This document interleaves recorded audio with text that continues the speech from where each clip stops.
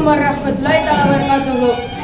அல்ஹம்துலில்லாஹி ரப்பில் ஆலமீன் வஸ்ஸலாத்து வஸ்ஸலாமு அலல் அஃலல் அன்பியாஹி வல் முர்சலீன் அம்மா பஅத் ஃபகத் கால அல்லாஹு தஆலா ஃபில் குர்ஆனில் அலீம் வல் ஃபுர்கானில் மஜீத்.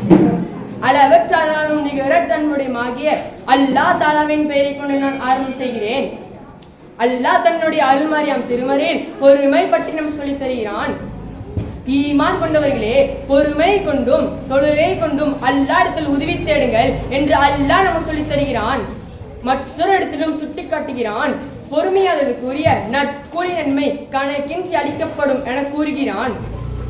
அடுத்தபடியாக பெருமானார் ஸல்லல்லாஹு அலைஹி வஸல்லம் அவர்கள் நமக்கு சொல்லித் தந்தார்கள், அஸ்ஸப்ரு நிஸ்ஃபுல் ஈமான், பொறுமை என்பது ஈமானின் பாதி, பொறுமை என்பது சுரகத்தில் புதையல்களில் ஒரு புதையலாகும் என்பதாக இப்னு அப்பாஸ் ரலியல்லாஹு அன்ஹு அவர்கள் அறிவிக்கிறார்கள். நபி ஸல்லல்லாஹு அலைஹி வஸல்லம் அவர்கள் அன்சாரி தோழரை பார்த்து, நீங்கள் முஃமின்களா என்று கேட்டார்கள். அதற்கு அவர்கள் ஒரு பதிலும் கூறவில்லை. உடனே உமர் ரலியல்லாஹு அன்ஹு அவர்கள், ஆம், அவர்கள் முஃமின்கள் தான் என்றார்கள். நபி ஸல்லல்லாஹு அலைஹி வஸல்லம் அவர்கள் அன்சாரி தோழரை பார்த்து, உங்களோட ஈமானுக்கு அடையாளம் என்ன என்று கேட்டார்கள். நாங்கள் அல்லாஹ் எங்களுக்கு அளித்துள்ள அருட்கொடை நியமத்துக்கு நன்றி செலுத்துகிறோம். அவன் புறத்தால் எங்களுக்கு ஏற்படும் முசீபத் துன்பங்களிலிருந்து பொறுமையை கடைபிடிக்கிறோம். அவன் கலாவதில் பொருந்திக் கொள்கிறோம் என்று சொன்னார்கள். ஈமான் என்பது பொறுமை என்பது ஈமான் என்பது 4 தூண்கள் அமைக்கப்பட்டுள்ளது. 1 யக்கீன் என்னும் உறுதி, 2 பொறுமை, 3 இறைவழியில் போரிடுதல், 4 நீதி செலுத்துதல். மேலும் பொறுமை என்பது ஈமானுக்கு தலை போன்றதாகும். தலை இல்லாத உடலுக்கு பயனில்லை.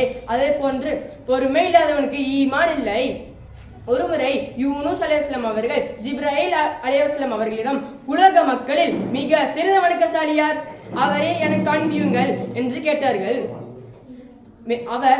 அப்பொழுது ஜிப்ராயில் அலைஹிஸ்ஸலாம் அவர்கள் நபி அவர்களை ஒருவரிடம் அழைத்து சென்று, இவர் தான் உலக மக்களில் மிக சிறந்த வணக்கசாலி என்றார்கள். வானவர் காண்பித்த அம்மனிதனின் கைகளும் கால்களும் செயலிழந்து கிடந்தன.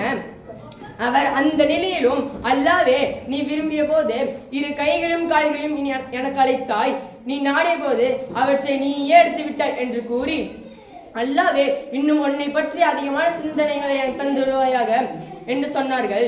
என்று சொன்னால் அல்லாஹ் தஆலாவின் மீது அவர் எவ்வளவு பொறுமையாக இருக்கிறார்கள் என்று சிந்தனை செய்து பார்க்கும் பொழுது மனதெல்லாம் நடுங்கியது. அல்லாஹ்வின் நல்லடியார்களே, சிந்தனை செய்து பாருங்கள். அல்லாஹ் ஒரு மனிதனுக்கு தீங்கை கொண்டு சோதித்தால் அதில் எவ்வளவு பொறுமையா இருந்து யார் பெறுகிறார்களோ அவர்கள் தான் சிறந்தவர்கள். அவர்கள் தான் அல்லாஹ் தஆலாவிடத்தில் மிக நெருக்கமானவர்கள். மேலும் தாவூத் அலைஹிஸ்ஸலாம் அவர்களை அல்லாஹ் கூறினான், தாவூதே, என்னுடைய குணங்களில் நின்றும் பொருத்தம் கொள்கிறாக. பொறுமை என்பது என் குணங்களில் உள்ளதாகும்